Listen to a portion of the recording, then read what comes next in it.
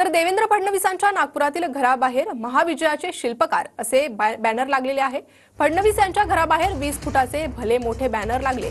फडणवीसांच्या मुख्यमंत्री पदाचा मार्ग मोकळा झाल्यानंतर ही बॅनरबाजी करण्यात आली आहे।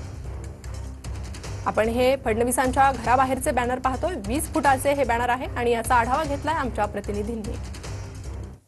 महाराष्ट्राचे पुढचे मुख्यमंत्री म्हणून देवेंद्र फडणवीस यांचं नाव जवळपास निश्चित झालेलं आहे। त्यानंतर आपण बघू शकतो त्यांच्या नागपुरातील धरमपेठेतील निवासस्थानाबाहेर अशा प्रकारचे भले मोठे कटआउट जे आहे ते या ठिकाणी लागलेले आहे। महाविजयाचे शिल्पकार अशा प्रकारचे कटआउट जे आहे ते देवेंद्र फडणवीस यांच्या घरासमोर लागलेले आहे।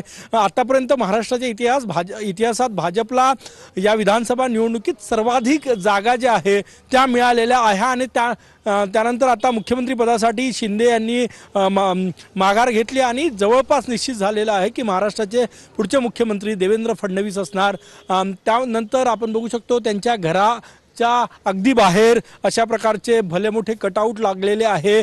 महाविजय हा या विधानसभा निवडणुकीत मिळालेला महायुतीला महाविजय 200 पेक्षा जास्त जागा मिळालेल्या आहे। त्यामुळे या महाविजयाचे शिल्पकार म्हणून देवेंद्र फडणवीस यांना या कटआउटमध्ये संबोधलेलं आहे। कॅमेरामॅन साईसह गजानन उमाटे, TV9 मराठी।